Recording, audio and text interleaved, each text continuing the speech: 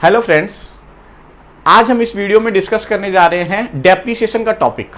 Income tax में हम depreciation किस तरीके से कैलकुलेट करते हैं इस वीडियो में हम कवर करेंगे। कोशिश करेंगे कि डेप्रीसिएशन के सारे प्रोविजंस आपको इस वीडियो में कवर करवा दिए जाए।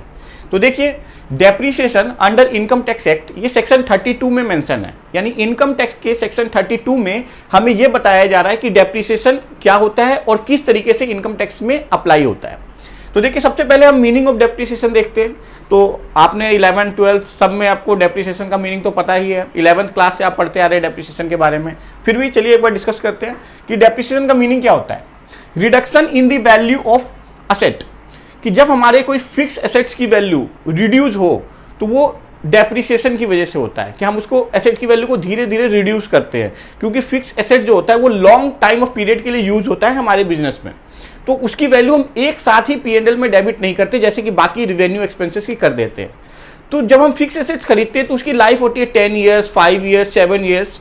तो हम एक साथ उसको डेप्रिसिएट ना करके, एक साथ सारी वैल्यू P&L में ना भेज के धीरे धीरे डेप्रिसिएशन के फॉर्म में ओवर द यूजफुल लाइफ उस वैल्यू को हम डेप्रिसिएट करते हैं या फिर राइट ऑफ करते हैं। तो देखिए, डेप्रिसिएशन का मीनिंग क्या हुआ? Reduction in the value of asset, यानी एसेट की वैल्यू कम हो रही है। और ये क्यों हो रही है? ड्यू टू यूज, क्योंकि जब हम कोई एसेट यूज करते हैं तो वो सेकेंड हैंड एसेट्स हो जाता है, उसकी वैल्यू कम हो जाती है। वियर एंड टियर, जब एसेट को यूज होता है तो उस एसेट्स में वियर एंड टियर होता है, यानी घिसावट आती है एसेट में। प्रोडक्ट्स के अंदर कुछ उसके शेप एंड साइज में चेंजेस आते हैं जिसकी वजह से उसकी वैल्यू कम हो जाती है, यानी वियर एंड टियर हो गया। या फिर पैसेज ऑफ टाइम, अगर आप एसेट को यूज भी नहीं कर रहे, सिर्फ आपने लेके उसको रख रखा है, तो भी जैसे जैसे टाइम बीतता है उसकी वैल्यू कम होती जाती है। समय के अकॉर्डिंग भी वैल्यू कम होती जाती है किसी एसेट की। या फिर चेंज इन टेक्नोलॉजी एटसेट्रा, एक प्रोडक्ट आप लेके आए, उसके बाद उसका एडवांस वर्जन लॉन्च हो जाता है, तो क्या होता है, पुराने वाले एसेट्स की वैल्यू कम हो जाती है। तो ये सारी वो रीजन है जिस रीजन की वजह से हमारे फिक्स एसेट्स की वैल्यू रिड्यूस होती रहती है। तो हमें भी अपने बुक्स के अंदर उस वैल्यू को रिड्यूस करते रहना चाहिए। और रिड्यूस किस तरीके से करेंगे? डेप्रीसिएशन चार्ज करके करेंगे। ठीक है, अब ये डेप्रीसिएशन कैसे चार्ज किया जाता है बुक्स ऑफ अकाउंट्स में? तो आपने अकाउंट्स पढ़ते समय समझा होगा कि दो कॉमनली यूज्ड मेथड हैं जिस मेथड्स को यूज करके आप डेप्रीसिएशन कैलकुलेट करते हैं।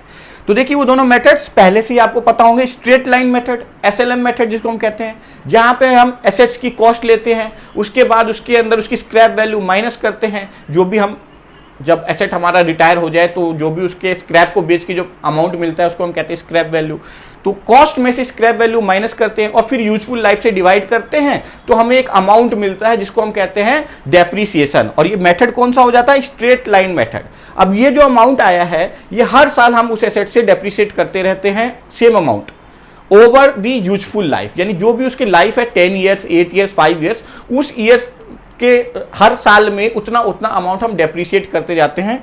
तो उस मेथड को हम कहते हैं स्ट्रेट लाइन मेथड। इसमें हमारा डेप्रीसिएशन का अमाउंट फिक्स हो जाता है, चेंज नहीं होता। तो 11th क्लास में आपने बहुत ही अच्छे से इसको पढ़ा होगा, straight line method of depreciation. दूसरा मेथड है return down value. Return down value में क्या होता है? एक परसेंटेज बेस पे हम डेप्रीसिएशन लगाते हैं, चार्ज करते हैं अपनी बुक्स में, और हर साल डेप्रीसिएशन का अमाउंट चेंज होता रहता है। ओपनिंग में जो एसेट्स की वैल्यू होगी, एक परसेंटेज अप्लाई करेंगे, सपोज 10%। डेप्रीसिएशन जो कैलकुलेट होगा वो माइनस करेंगे, फिर हमारा क्लोजिंग WDV आ जाएगा। फिर उस रिटर्न डाउन वैल्यू क्लोजिंग में फिर डेप्रीसिएशन अगले साल चार्ज होगा, फिर एक नया क्लोजिंग आ जाएगा नेक्स्ट ईयर का। तो इस तरीके से वो ऑन एंड ऑन चलता रहता है। तो रिटर्न डाउन वैल्यू भी आपने 11th क्लास में डिस्कस किया हुआ है। लेकिन आज जो हम डिस्कस करने जा रहे हैं वो हमारे अकाउंट्स में कैसे डेप्रिसिएट होता है वो डिस्कस नहीं करने जा रहे हैं। हम आज डिस्कस करेंगे कि इनकम टैक्स में डेप्रिसिएशन किस तरीके से कैलकुलेट होता है। सर, मेथड्स तो वही है, अकाउंट्स वाले ही हैं, तो क्या डेप्रिसिएशन बिल्कुल सेम होगा जैसे अकाउंट्स में हम कैलकुलेट करते हैं? तो नहीं। देखिए, इनकम टैक्स और अकाउंट्स में डेप्रिसिएशन कैलकुलेट करने का तरीका बिल्कुल ही डिफरेंट है। तो अगर आप उसको मिक्स ना करें तो बेटर होगा। इनकम टैक्स में इंटायरली डिफरेंट तरीका है डेप्रिसिएशन को कैलकुलेट करने का। आज हम डिस्कस करेंगे कि इनकम टैक्स में डेप्रिसिएशन आप किस तरीके से कैलकुलेट करते हैं। तो चलिए स्टार्ट करते हैं। तो जैसे अभी मैंने आपको बताया था कि डेप्रिसिएशन को कैलकुलेट करने के दो मेथड है, कॉमनली यूज्ड मेथड है, जो कि हम लोग पहले से भी जानते हैं, straight line method and WDV method. अब जब हम बात करेंगे इनकम टैक्स में, तो एसएलएम मेथड भी यूज होता है और डब्ल्यूडीवी मेथड भी यूज होता है। दोनों ही मेथड यूज होते हैं हमारे इनकम टैक्स में भी डेप्रिसिएशन को कैलकुलेट करने के लिए। लेकिन जो एसएलएम मेथड है वो सिर्फ और सिर्फ पावर जनरेशन अंडरटेकिंग यूज करती है, यानी जो कंपनी पावर जनरेट कर रही है या फिर पावर जनरेट एंड डिस्ट्रीब्यूट कर रही है, सिर्फ उन्हीं के पास ऑप्शन है कि आप एसएलएम मेथड यूज कर सकते हैं। बाकी सभी कंपनीज के लिए, बाकी सभी बिजनेस के लिए डब्ल्यूडीवी मेथड ही फॉलो करना होता है। तो एसएलएम मेथड किसके लिए? सिर्फ undertaking engaged in generation of power और generation and distribution of power. तो जो पावर जनरेट करती हैं या फिर पावर जनरेट करके डिस्ट्रीब्यूट भी करती हैं, सिर्फ उनके लिए ये ऑप्शन है कि वो एसएलएम मेथड फॉलो करके असेट वाइज डेप्रिसिएशन चार्ज कर सकते हैं। बाकी सभी बिजनेसेस के लिए डब्ल्यूडीवी मेथड ही फॉलो करना होता है। तो आज की जो हम इस वीडियो में कवरेज रखेंगे वो इस डब्ल्यूडीवी मेथड की ही करेंगे, क्योंकि ज्यादातर सभी कंपनीज पे डब्ल्यूडीवी मेथड ही फॉलो होता है। ये तो सिर्फ पावर जनरेटिंग अंडरटेकिंग्स के लिए, ठीक है। तो आज की पूरी वीडियो सिर्फ डब्ल्यूडीवी मेथड के ऊपर होगा कि डब्ल्यूडीवी से हम किस तरीके से डेप्रिसिएशन कैलकुलेट करते हैं, क्या जैसे अकाउंट्स में होता था वैसे ही कैलकुलेशन होता है डब्ल्यूडीवी में। तो वो सारी बातें हम डिस्कस करेंगे। फिलहाल अभी आपको ये समझ में आ गया होगा कि दोनों मेथड्स फॉलो किए जाते हैं इनकम टैक्स में भी। एसएलएम भी फॉलो होता है और डब्ल्यूडीवी भी फॉलो होता है, बट एसएलएम जो फॉलो होता है वो सिर्फ और सिर्फ पावर जनरेटिंग अंडरटेकिंग्स के लिए फॉलो किया जाता है, जबकि डब्ल्यूडीवी बाकी सभी असेसीज के लिए फॉलो किया जाता है। जो इस बिजनेस में इंगेज नहीं है, अदर देन दिस बिजनेस, जितने भी असेसी हैं इनकम टैक्स में, वो सभी डब्ल्यूडीवी मेथड ही फॉलो करते हैं। आज की इस वीडियो में हम इस डब्ल्यूडीवी मेथड को ही डिटेल्ड में स्टडी करने जा रहे हैं। देखिए, इनकम टैक्स में डेप्रिसिएशन चार्ज करते हैं हम ब्लॉक ऑफ असेट्स के ऊपर। Sir, block of assets? हाँ जी, ब्लॉक ऑफ असेट्स। अभी तक अकाउंट्स में हम जब डेप्रिसिएशन चार्ज करते थे, चाहे डब्ल्यूडीवी हो चाहे एसएलएम हो, हम एक सिंगल एसेट्स पे डेप्रिसिएशन चार्ज करते थे। लेकिन इनकम टैक्स में ऐसा नहीं होता। इनकम टैक्स में इंडिविजुअल एसेट्स पे डेप्रिसिएशन चार्ज नहीं किया जाता। इनकम टैक्स में ऑलवेज ब्लॉक ऑफ असेट्स पे डेप्रिसिएशन चार्ज किया जाता है। तो सबसे पहले हमें यह समझना होगा कि ये ब्लॉक ऑफ असेट्स क्या होते हैं। तो देखिए, ब्लॉक ऑफ असेट्स का मतलब होता है ग्रुप ऑफ असेट्स। तो आपको अब समझ में आ गया होगा कि ब्लॉक ऑफ एसेट्स कुछ और नहीं है, एसेट्स का एक ग्रुप है। और ये ग्रुप किसी बेसिस पे बना होगा, क्योंकि जो भी ग्रुप बनता है वो किसी ना किसी ट्रेड पे या फिर कैरेक्टरिस्टिक पे बनता है या फिर नेचर पे। तो अब हम बात करेंगे कि जो ग्रुप बनाएंगे वो किस बेसिस पे बनाएंगे। तो देखिए, जो ग्रुप बनेगा वो बनेगा सिमिलर एसेट्स का, having same rate of depreciation.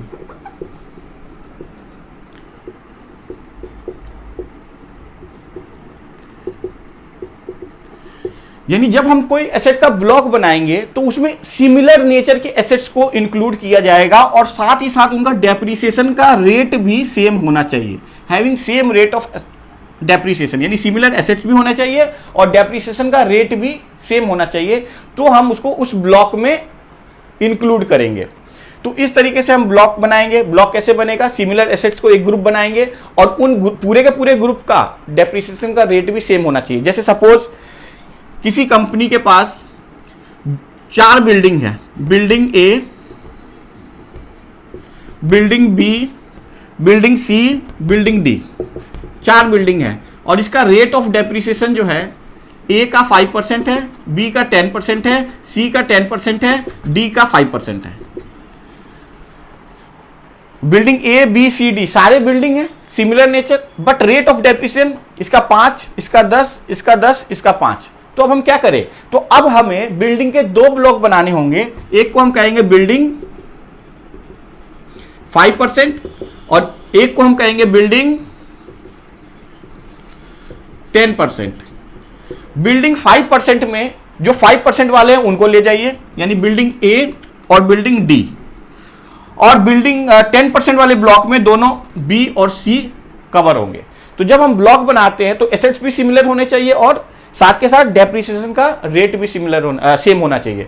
अगर सिमिलर एसेट्स हैं लेकिन डेप्रिसिएशन के रेट अलग है तो आपको अलग अलग ब्लॉक बनाना पड़ेगा, ठीक है। तो जैसे आपने देखा कि है तो चारों बिल्डिंग, लेकिन क्योंकि रेट चेंज हुआ तो हमने बिल्डिंग के 2 ब्लॉक बना दिए, बिल्डिंग 5%, बिल्डिंग 10%, 2 ब्लॉक बन गए। ठीक है, तो आपने ब्लॉक समझ लिया कि किस तरीके से बनता है। अब हम ये देखेंगे कि जब हम WDV मेथड यूज करेंगे तो वो किस तरीके से यूज होगा, WDV की डेप्रिसिएशन कैलकुलेशन कैसे होगी इनकम टैक्स में। तो सबसे पहले देखते हैं कि उसके लिए हमें एक फॉर्मेट फॉलो करना होता है, उस फॉर्मेट को पहले समझेंगे और फिर डेप्रिसिएशन कैलकुलेट करना सीखेंगे। ठीक है,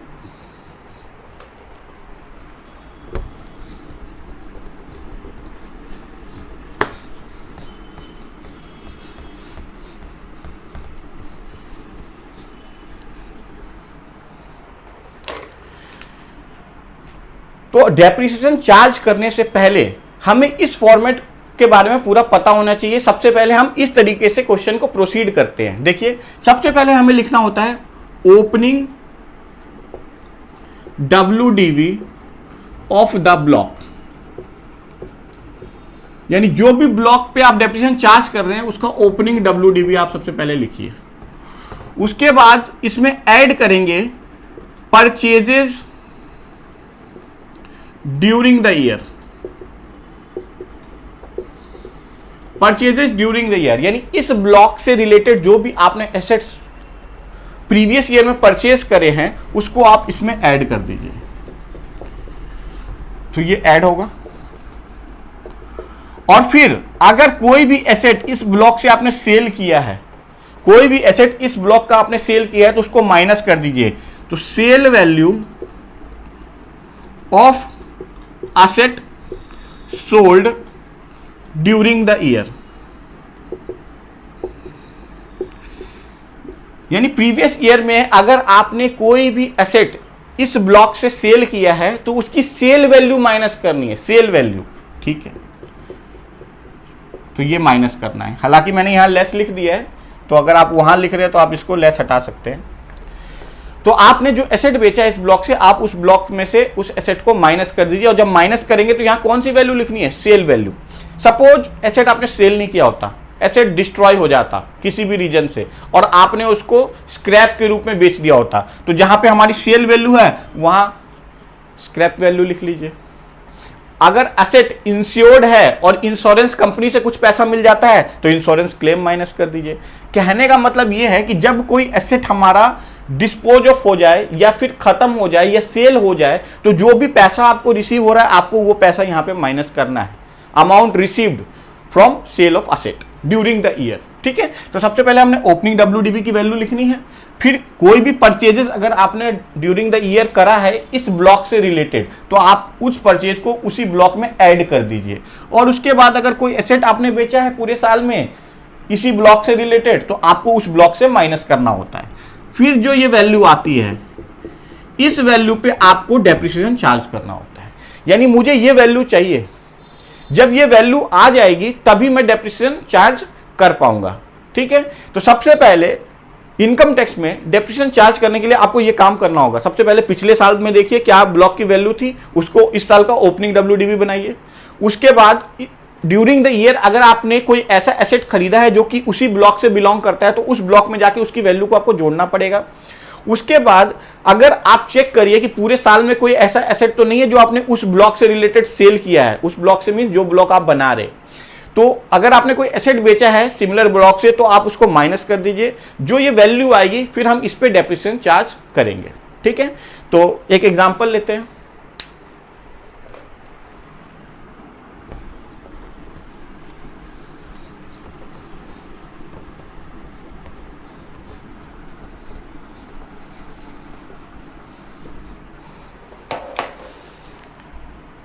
एक एग्जांपल लेते हैं। सपोज XYZ एक कंपनी है, XYZ लिमिटेड है, इसके पास प्लांट एंड मशीनरी है 1 अप्रैल 2021, प्लांट A, प्लांट B जिसकी वैल्यू है 2 लाख रुपए, 3 लाख रुपए। तो दो एसेट इसके पास ओपनिंग से है 1 अप्रैल 2021 में। ड्यूरिंग द ईयर कंपनी ने परचेज किया कुछ assets, purchases during the year, plant C 15 मई 2021 को 1,00,000 रुपए का, एंड प्लांट डी 20 सितंबर 2021 1,50,000 रुपए का। एक और प्लांट परचेज किया, plant E 15/7/2021 50,000। During the year company sold asset B for rupees 3 lakh। Suppose ये हमारा क्वेश्चन है। अब अगर आपने देखा कि XYZ एक कंपनी है जिसके पास प्लांट एंड मशीनरी है, plant A plant B, opening में 2 लाख 3 लाख की इसकी वैल्यू आ रही है। परचेजेस ड्यूरिंग द ईयर, साल के दौरान जो इन्होंने परचेज करा वो प्लांट सी करा 15 मई 2021 को 1,00,000 रुपए का। देन प्लांट डी परचेज करा 20 सितंबर 2021 को 1,50,000 रुपए का, और प्लांट ई परचेज किया 15/7/2021 को 50,000 रुपीज का। साथ ही के साथ ये भी बताया गया है कि कंपनी ने एसेट भी बेचा है। कौन सा एसेट बेचा है? B, plant B for rupees 3 lakh.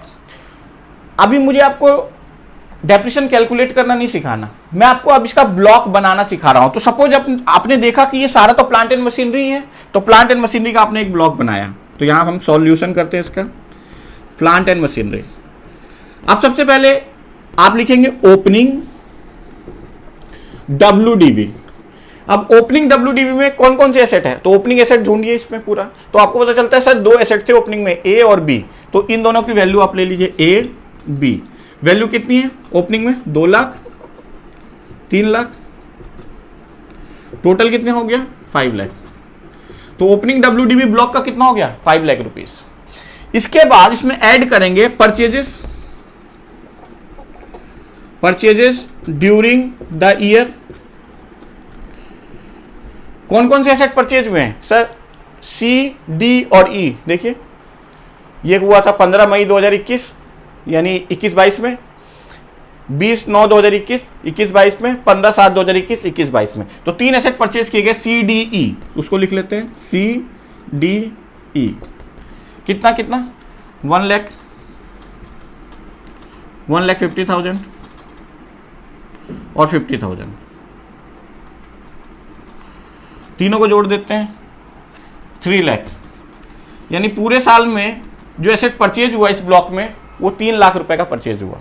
अब सेल्स हुआ है, कोई एसेट बिका है? तो हाँ जी, एसेट सोल्ड हुआ है, एसेट बी, एसेट सोल्ड। कौन सा एसेट बिका है? बी। कितने का बिका है? 3 लाख। तो इसको आप 3 लाख यहां पे माइनस कर दीजिए। ओपनिंग लिखा, परचेजेस जितने भी एसेट्स करे थे उनकी वैल्यू जोड़ दी, और जो एसेट बेचा है उसकी सेल वैल्यू माइनस कर दी। तो फिर यह हमारा बैलेंस कितना आ जाएगा? 538, 8 - 3 5। तो 5 लाख रुपीस का हमारा वैल्यू आ गया, यानी ये 5 लाख रुपए। अब जो डेप्रिसिएशन हमारा कैलकुलेट होगा वो इस वैल्यू पे कैलकुलेट होगा, 5 लाख रुपीस पे। अच्छा, अब इस ब्लॉक में एसेट कौन कौन से हैं? ए और बी ओपनिंग में हमारे पास था, सी डी ई हमने खरीदा और फिर बी बेच दिया। तो अब जो एसेट है इस ब्लॉक में वो है ए, बी तो बिक गया, सी डी और ई। यानी इस ब्लॉक के अंदर डेप्रिसिएशन अभी मैंने चार्ज नहीं किया है, क्योंकि वो तो अभी मुझे बताना है कैसे चार्ज होगा। इस ब्लॉक के अंदर अभी जो एसेट की वैल्यू है, ये 5 लाख रुपए जो वैल्यू है जिसपे हम डेप्रिसिएशन चार्ज करेंगे, तो इस समय वैल्यू ब्लॉक की है 5 लाख रुपए, और ब्लॉक के अंदर जो एसेट बचे हुए हैं वो है ए, सी, डी और ई। तो ये हमारा एक ब्लॉक बनाने का तरीका है। सबसे पहले ओपनिंग WDV लेते हैं ब्लॉक का, जो भी पिछले साल के एसेट्स हमारे पास हैं उसको लेंगे। फिर ड्यूरिंग द ईयर जो भी एसेट परचेज होंगे वो उसी ब्लॉक में ऐड हो जाएंगे। अगर ये प्लांट एंड मशीनरी खरीदा तो इस ब्लॉक में, सपोज मैंने फर्नीचर खरीदा होता तो क्या इस ब्लॉक में ऐड होता? नहीं, फिर वो फर्नीचर वाले ब्लॉक में ऐड होता। तो ये ध्यान देंगे कि जो भी एसेट खरीदेंगे या बेचेंगे ये उसी ब्लॉक में ऐड होगा या उसी ब्लॉक से माइनस होगा जिस ब्लॉक से वो बिलोंग करता है। ठीक है, तो हमने प्लांट एंड मशीनरी खरीदा था CDE, तो वो ऐड कर दिया, और फिर पता चला कि हमने एक एसेट जो प्लांट बी है वो सोल्ड कर दिया, तो उसको माइनस कर दिया, ये सेल वैल्यू माइनस कर दिया। देखिए उसके बाद हमारे पास जो वैल्यू आई वो 5 लाख रुपीस की आई। तो अब जो मुझे डेप्रिसिएशन चार्ज करना है वो इसी 5 लाख पे करना है। और हमारे पास ब्लॉक में जो एसेट बचे हुए हैं वो है ए, सी, डी और ई। तो इस तरीके से सबसे पहले हमें ब्लॉक की वैल्यू निकालनी पड़ती है डेप्रिसिएशन चार्ज करने से पहले। आई थिंक आपको समझ में आ गया होगा अच्छे से। तो चलिए अब हम डेप्रिसिएशन कैलकुलेट करना सीखते हैं कि अब जैसे ये वैल्यू तो आ गई 5 लाख रुपीस, लेकिन डेप्रिसिएशन किस तरीके से कैलकुलेट होगा ये सीखते हैं। देखिए, जब हम अकाउंट्स में डेप्रिसिएशन कैलकुलेट करते थे तो वहां पे हम डे वाइज डेप्रिसिएशन कैलकुलेट किया जाता था। सपोज कोई एसेट हमने खरीदा है और 2 महीने, सपोज हमने खरीदा 1 जनवरी को, तो हम डेप्रिसिएशन लगाते थे जनवरी, फरवरी और मार्च का। तो यानी जितने टाइम पहले खरीदा गया उस टाइम से लेके ईयर एंड तक, वो 3 महीने भी हो सकता है, 2 महीने भी हो सकता है, 1 साल भी हो सकता है। यानी वो हमें कोई भी टाइम का हम जो भी परचेज करते थे उस टाइम से लेके ईयर एंड तक का डेप्रिसिएशन हम अकाउंट्स में लगाते थे। लेकिन इनकम टैक्स में ऐसा नहीं होता। इनकम टैक्स में डेप्रिसिएशन या तो लगता है फुल रेट से या फिर लगता है हाफ रेट से। अब ये फुल रेट और हाफ रेट क्या होता है ये समझना पड़ेगा। देखिए, इनकम टैक्स में डेप्रिसिएशन के रेट्स गिवन है WDV केस में, कि जो भी अगर आप WDV मेथड फॉलो कर रहे हैं तो आपको डेप्रिसिएशन के रेट गिवन है, आपको वही रेट यूज करने होंगे। तो सबसे पहले उन रेट्स के बारे में थोड़ा सा देख लेते हैं। तो देखिए, इनकम टैक्स एक्ट के अंदर डेप्रिसिएशन चार्ज करने के लिए WDV मेथड्स के लिए सारे रेट ऑफ डेप्रिसिएशन गिवन है। आपको ये रेट याद होने चाहिए। अब वैसे तो बहुत सारे एसेट्स हैं जिसके ऊपर डेप्रिसिएशन रेट गिवन है, लेकिन जो मेनली यूज होते हैं वो मैंने आपके सामने लिख दिया है, उसको एक बार डिस्कस कर लेते हैं। रेसिडेंशियल बिल्डिंग 5%, यानी अगर कोई बिल्डिंग जिसमें रहने के लिए बनाया जा रहा है, जैसे गेस्ट हाउस टाइप की बिल्डिंग, तो उस पर डेप्रिसिएशन जो लगता है वो 5% लगता है। इसी तरीके से other than residential building means factory हो गया, ऑफिस हो गया, गोडाउन हो गया, वेयर हाउस हो गया, तो उस केस में जो डेप्रिसिएशन का रेट है उस बिल्डिंग पे वो है 10%। टेम्परेरी स्ट्रक्चर्स, जहां पे भी कोई प्रोजेक्ट चल रहा होता है कंपनी का, वहां पे टिन शेड में या वुडन फॉर्म में एक स्ट्रक्चर बना लिया जाता है ताकि लोग वहां पे रुक सके, काम कर सके। तो इस टाइप की बिल्डिंगों पे जो डेप्रिसिएशन का रेट है वो है 40%। फर्नीचर्स एंड फिटिंग्स, जो भी ऑफिशियल यूज में फर्नीचर्स लग रहे हैं या फिटिंग्स लग रही है या इलेक्ट्रिकल यूज के सामान लग रहे हैं, वो सारे पे 10% का रेट ऑफ डेप्रिसिएशन होता है। प्लांट एंड मशीनरी जो यूज होता है बिजनेस के अंदर, जितने भी प्लांट एंड मशीनरी है वो 15% से डेप्रिसिएट होते हैं। इसी तरीके से मोटर कार, अगर कंपनी में गाड़ी है और वो यूज हो रहा है बिजनेस पर्पज से, तो उस पर भी 15% का डेप्रिसिएशन चार्ज किया जाता है। ट्रक, टैक्सी एटसेट्रा, यानी जो ट्रांसपोर्ट बिजनेस के अंदर जो भी व्हीकल्स यूज हो रहे हैं वो सारे 30% की रेट से डेप्रिसिएट होते हैं। कंप्यूटर्स जो यूज हो रहे हैं बिजनेस में वो 40% की रेट से डेप्रिसिएट होते हैं। बुक्स अगर बिजनेस से रिलेटेड है और बुक्स यूज हो रहे हैं तो वो भी 40% की रेट से डेप्रिसिएट होते हैं। इनटेंजिबल एसेट्स, इनटेंजिबल एसेट्स अगर आपके बिजनेस में है तो वो 25% की रेट से डेप्रिसिएट किए जाते हैं। तो ये सारे डेप्रिसिएशन के रेट इनकम टैक्स में गिवन है और जब भी हम क्वेश्चन करेंगे तो हमें इन्हीं रेट्स को यूज करना होता है। अब ये जो हमने एसेट्स लिखे हैं बेसिकली यही ब्लॉक है, इन्हीं एसेट्स का ब्लॉक बनाया जाता है। यानी हम बिल्डिंग का ब्लॉक बनाते हैं। अब डिपेंडिंग अपॉन रेट हम बिल्डिंग के 3 ब्लॉक बना सकते हैं, बिल्डिंग 5%, बिल्डिंग 10% या फिर बिल्डिंग 40%, क्योंकि नेचर तो सेम है तीनों बिल्डिंग, लेकिन रेट अलग अलग है। तो जिस रेट का बिल्डिंग होगा उसका एक ब्लॉक बनाएंगे और उसके अंदर फिर हम ओपनिंग WDV लेंगे। अगर सिमिलर बिल्डिंग कोई परचेज हुआ है ड्यूरिंग द प्रीवियस ईयर तो उसको उसी ब्लॉक में ऐड कर देंगे, और अगर कोई बिल्डिंग सेल हुआ है ड्यूरिंग द प्रीवियस ईयर तो उसमें से हम उसको माइनस कर देंगे। इसी तरीके से फर्नीचर एंड फिटिंग्स, इसके लिए सिर्फ 10% का रेट है, कोई बाइफिकेशन नहीं है। यानी जितने भी फर्नीचर आपका है वो सभी इसी ब्लॉक में जाएगा और 10% का रेट इसके लिए गिवन है। अब बात करते हैं प्लांट एंड मशीनरी की, तो इसके अंदर काफी बाइफिकेशन है प्लांट एंड मशीनरी के अंदर। तो प्लांट एंड मशीनरी नॉर्मली 15% की रेट से डेप्रिसिएट होता है। मोटर कार को भी प्लांट एंड मशीनरी कैटेगरी में माना जाता है, वो भी 15% की रेट से डेप्रिसिएट होता है। ट्रक, टैक्सी एटसेट्रा 30% की रेट से डेप्रिसिएट होता है। कंप्यूटर्स भी प्लांट एंड मशीनरी है लेकिन इसका अलग ब्लॉक बनेगा, क्यों? क्योंकि इसके रेट ऑफ डेप्रिसिएशन क्या है? 40% है। Books 40%, and then intangible assets एक अलग ब्लॉक बनेगा जिसका रेट ऑफ डेप्रिसिएशन है 25%। तो ये रेट ऑफ डेप्रिसिएशन आपको याद होने चाहिए। सपोज अगर आप एग्जाम दे रहे हैं तो कितनी बार ये रेट गिवन नहीं होते। अभी जैसे लास्ट क्वेश्चन जो मैंने एग्जांपल में लिया था, मैंने सिर्फ प्लांट एंड मशीनरी लिखा और क्वेश्चन करने लगा, मैंने रेट नहीं बताया। तो अगर रेट गिवन नहीं है तो मुझे पता होना चाहिए कि प्लांट एंड मशीनरी 15% की रेट से डेप्रिसिएट होता है। तो मैं जब डेप्रिसिएशन कैलकुलेट करूंगा उस क्वेश्चन का तो मैं क्या रेट यूज करूंगा? 15%। तो ये एक स्टैंडर्ड रेट है जो अगर कुछ ना कहा जाए क्वेश्चन के अंदर, अगर जो भी क्वेश्चन आप फॉलो कर रहे हैं और उस क्वेश्चन में रेट ऑफ डेप्रिसिएशन ना बताया जाए, तो हमें यही रेट्स यूज करने हैं। क्यों? क्योंकि इनकम टैक्स ने यही रेट स्पेसिफाई किए हैं इन एसेट्स के लिए। तो अभी मैंने आपको ब्लॉक बनाना बताया, उसके बाद रेट ऑफ डेप्रिसिएशन बताया। अब हम देखने जा रहे हैं कि डेप्रिसिएशन कैसे कैलकुलेट किया जाएगा ब्लॉक बनने के बाद।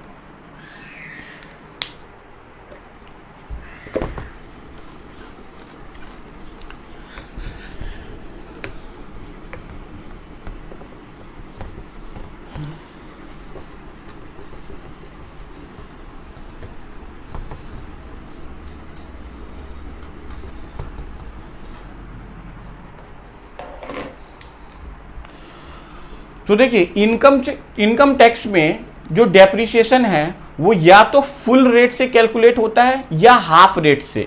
मींस या तो फुल ईयर का डेप्रिसिएशन कैलकुलेट होगा या फिर हाफ ईयर का।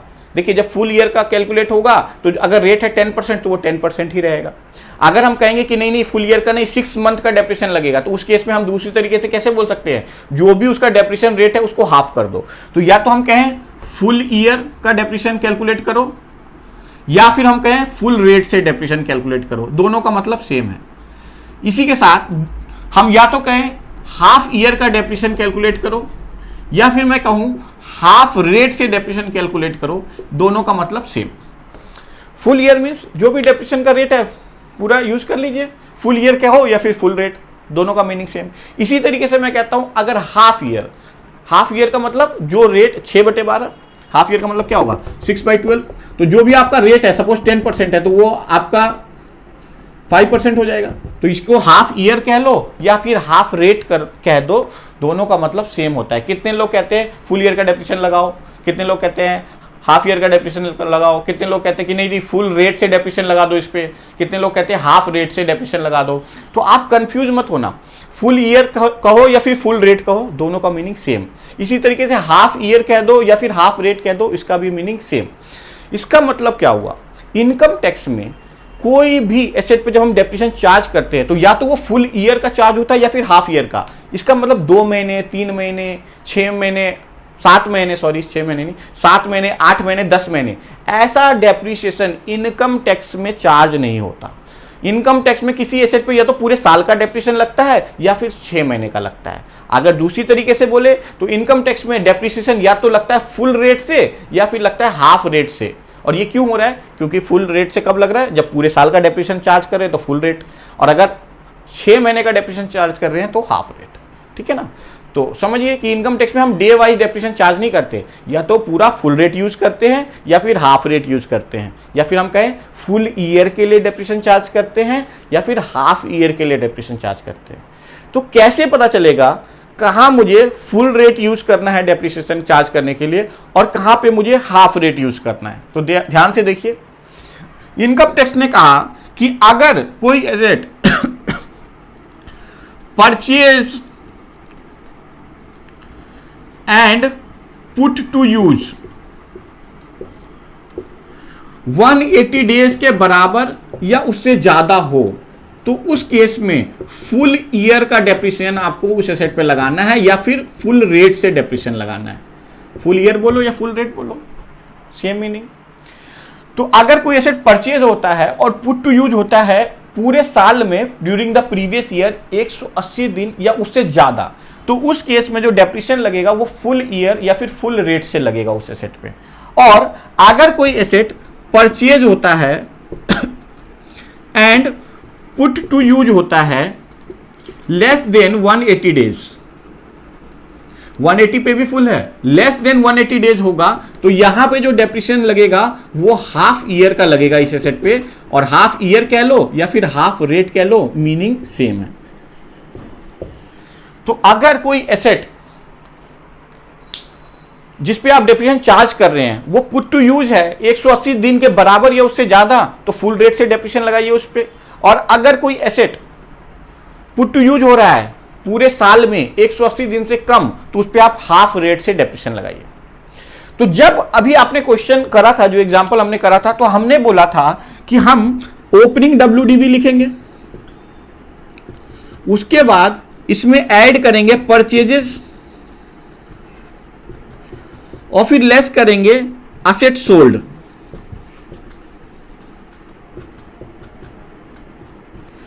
जो भी वैल्यू ये आएगी इस वैल्यू पे हम डेप्रिसिएशन चार्ज करेंगे, हमने ये पढ़ा था। अब यहां पे डेप्रिसिएशन लगाते समय हमें यह समझना होगा कि इनमें से इस वैल्यू पे अगर मैं डेप्रिसिएशन चार्ज कर रहा हूं तो कितने अमाउंट पे हाफ रेट यूज होगा और कितने अमाउंट पे फुल। तो ध्यान से समझिए, जो भी एसेट्स ओपनिंग वाले हैं, ओपनिंग वाले एसेट्स हैं वो तो स्टार्टिंग से हैं, और स्टार्टिंग से लेके अगर आप साल के एंड तक ये एसेट्स हैं हमारे पास तो ये ऑलवेज फुल रेट से ही डेप्रिसिएट होंगे, क्योंकि ये 180 दिन से ज्यादा यूज होंगे हमारे बिजनेस में। तो ओपनिंग WDV के लिए कोई हमारे को सोचना नहीं है। ओपनिंग WDV में जो भी एसेट्स हैं वो हमेशा हमेशा फुल रेट वाले ही एसेट्स होते हैं। अच्छा, दूसरा, जो एसेट सोल्ड हो गया, जो एसेट सोल्ड हो गया, तो अब आप बताइए इस पे डेप्रिसिएशन क्या लगेगा, हाफ या फुल। तो ध्यान से सुनिए कि जो भी एसेट सोल्ड हो जाता है ड्यूरिंग द ईयर उस पे हम डेप्रिसिएशन चार्ज ही नहीं करते, जबकि अकाउंट्स में ऐसा नहीं होता था। अकाउंट्स में जिस डेट से एसेट हमारे पास ओपनिंग से अगर है सपोज, या आपने बीच में भी खरीदा और फिर बेच दिया आपने ड्यूरिंग द ईयर, तो जब से खरीदा और जब बेच रहे हैं, चाहे वो 3 महीने का हो, 4 महीने का हो, 6 महीने का हो, 8 महीने का हो, उतने मंथ का डेप्रिसिएशन लगाते हैं। लेकिन इनकम टैक्स में जो एसेट बिकता है उसके ऊपर कोई डेप्रिसिएशन चार्ज नहीं किया जाता, उसकी सेल वैल्यू ब्लॉक से माइनस कर दी जाती है। यानी असेट सोल्ड के ऊपर डेप्रिसिएशन चार्ज नहीं होता इनकम टैक्स में, जबकि अकाउंट्स में ऐसा नहीं होता है। अकाउंट्स में उस एसेट पे भी डेप्रिसिएशन चार्ज होता है जो बिक रहा है। आप लोगों ने 11th क्लास में डेप्रिसिएशन जब कैलकुलेट किया होगा, अगर कोई एसेट बिक रहा होगा तो जिस डेट से वो एसेट आपने खरीदा है, या अगर मान लो एसेट ओपनिंग से है तो ओपनिंग से लेकर डेट ऑफ सोल्ड तक आपने डेप्रिसिएशन लगाया होगा उस पर। इनकम टैक्स में ऐसा नहीं होता। अगर कोई एसेट ड्यूरिंग द ईयर बिकता है तो उस पर कोई भी डेप्रिसिएशन चार्ज नहीं किया जाता। तो ये एक और डिफरेंस है जो अकाउंट्स और इनकम टैक्स में यहाँ पे आपने। तो ये समझिए कि ओपनिंग वाले एसेट पे तो हमेशा फुल डेप्रिसिएशन ही लगेगा, फुल रेट से लगेगा। असेट सोल्ड पे डेप्रिसिएशन लगता ही नहीं है, क्योंकि जो एसेट बिक रहा है उस पर हम डेप्रिसिएशन चार्ज नहीं करते। तो अगर मैं आपसे कहूं कि ये जो हाफ रेट का जो डेप्रिसिएशन लगता है वो कहां पे होंगे ऐसे एसेट्स, तो आपको ये पता चल जाना चाहिए कि हाफ रेट का एसेट हमेशा परचेजेस के अंदर होगा। यानी पूरे ब्लॉक के अंदर अगर आपको ढूंढना पड़े कि कौन से एसेट पे हाफ रेट से डेप्रिसिएशन चार्ज होगा, तो वो ऑलवेज परचेजेस वाले एसेट पे ही हाफ रेट से डेप्रिसिएशन चार्ज होता है। जो asset during the year purchase किए गए उन्हीं एसेट्स को आपको देखना है, वहीं पे आपको चेक करना है। हो सकता है 3 या 4 एसेट या 2 एसेट जो भी आपने खरीदे हो, उन्हीं एसेट्स में से कोई एक एसेट ऐसा हो जिसपे आपका डेप्रिसिएशन हाफ रेट से लगेगा, बाकी कहीं पे भी हाफ रेट का एसेट होता नहीं है। ठीक है, तो अगर मुझे इस ब्लॉक पे डेप्रिसिएशन चार्ज करना है तो मुझे सबसे पहले ये वैल्यू निकालनी पड़ेगी। ये वैल्यू निकालने के बाद मुझे ढूंढना पड़ेगा कि ये इस वैल्यू में कोई ऐसा एसेट की वैल्यू तो नहीं है जो कि हाफ रेट से डेप्रिसिएट होगा। तो उसके लिए मुझे इस परचेज वाले हेडिंग के अंदर जाके एसेट्स को चेक करना पड़ेगा कि क्या कोई ऐसा एसेट्स हमने परचेज किया है जिसको हमने पुट टू यूज 180 दिन से कम किया है। अगर ऐसा कोई एसेट है तो उस पर हमें डेप्रिसिएशन हाफ रेट से लगाना होगा। अभी एक एग्जांपल लेके इसको समझेंगे, ठीक है। लेकिन सबसे पहले मैं आपको 2 चीजें और क्लियर कर दूं कि ये परचेज और पुट टू यूज, परचेज तो हमें पता है कि हमने जिस डेट को एसेट खरीदा वो हमारा परचेज डेट है, लेकिन ये पुट टू यूज डेट क्या होता है? पुट टू यूज का मतलब होता है इंस्टॉलेशन डेट, या फिर हम कहें रेडी टू यूज। यानी अगर कोई एसेट हमने खरीद लिया तो अकाउंट्स तो ये कहता है कि परचेज डेट से ही आप उसको डेप्रिशिएट कर दो, जब आपने खरीदा आप डेप्रिसिएशन चार्ज करने लग जाओ। लेकिन इनकम टैक्स में ऐसा नहीं होता। इनकम टैक्स में परचेज डेट तो इंपॉर्टेंट होती है हमारे लिए, लेकिन उससे ज्यादा इंपॉर्टेंट होती है पुट टू यूज डेट। क्योंकि जो मैं 180 दिन काउंट करूंगा ना कि 180 दिन पुट टू यूज हुआ कि नहीं हुआ, वो मैं पुट टू यूज डेट से काउंट करूंगा। और पुट टू यूज डेट क्या होता है? पुट टू यूज डेट होता है किस दिन हमारा वो एसेट रेडी है यूज होने के लिए। अब मैं यूज करूं या ना करूं वो मेरे ऊपर है। अगर एसेट रेडी है यूज करने के लिए तो फिर हम कह देंगे कि एसेट का पुट टू यूज हो गया। मींस अगर आपने कोई मशीन खरीदी और उसके अलग अलग पार्ट्स आपके पास आए और वो सारे पार्ट्स अभी असेंबल नहीं किए गए तो मशीन यूज में नहीं हो सकती, आप उसको यूज नहीं कर सकते। उस मशीन को यूज करने के लिए सबसे पहले क्या करना होगा? आपको सारे पार्ट्स असेंबल करने पड़ेंगे। जैसे ही वो पार्ट्स असेंबल हो गए, अब आप यूज करो ना करो, जिस दिन वो असेंबल हुआ हम उसी डेट को पुट टू यूज मान लेंगे। कितनी मशीनें होती है वो कंप्लीट आती है हमारे पास, जब हम खरीदते हैं तो उसमें कोई असेंबली की जरूरत नहीं पड़ती, वो एज इट इज यूज हो जाती है। तो जिस दिन हमने खरीदा वही दिन हमारा पुट टू यूज माना जाएगा। क्यों? क्योंकि उसके अंदर असेंबली वगैरह की जरूरत नहीं है, रेडी टू यूज करने की जरूरत नहीं है। लेकिन कुछ ऐसे प्रोडक्ट होते हैं, कुछ ऐसे एसेट्स होते हैं जिसको पहले असेंबल करना होता है, तभी वो यूज हो पाती है। तो इनकम टैक्स कहता है कि पुट टू यूज डेट से ही हमें डेप्रिसिएशन कैलकुलेट करना है। यानी पुट टू यूज डेट देखो कि क्या 180 दिन या उससे ज्यादा हो गया तो फुल, और अगर 180 दिन से कम पुट टू यूज हुआ है तो हाफ। तो हमारे लिए पुट टू यूज डेट बहुत ज्यादा इंपॉर्टेंट है। तो हम सबसे पहले पुट टू यूज डेट जरूर ढूंढेंगे क्वेश्चन में। अगर मान लीजिए क्वेश्चन में पुट टू यूज डेट नहीं गिवन है तो फिर क्या होगा? तो फिर परचेज डेट को ही put to use date assume कर लीजिए। अगर क्वेश्चन में put to use date given नहीं है तो परचेज डेट को ही put to use date assume कर लीजिए। और अगर क्वेश्चन में गिवन है पुट टू यूज डेट तो परचेज डेट इतना रेलिवेंट नहीं रह जाता। मैंने बोला इतना रेलिवेंट नहीं रह जाता, यानी रेलिवेंट तो है लेकिन मेरा मेन फोकस कहां पे होगा? पुट टू यूज डेट पे। यानी जो मैं 180 दिन काउंट करूंगा वो परचेज डेट से करूंगा या पुट टू यूज डेट से? दोनों डेट गिवन है, मैं काउंट करूंगा पुट टू यूज डेट से 180 दिन। तो अब मैं एक एग्जांपल लूंगा और उस एग्जांपल से आपको ये सारी बातें जो मैंने आपको समझाया है उसको एक्सप्लेन करने की कोशिश करूंगा। ठीक है, तो चलिए एक एग्जांपल के साथ इस टॉपिक को आगे डिस्कस करते हैं।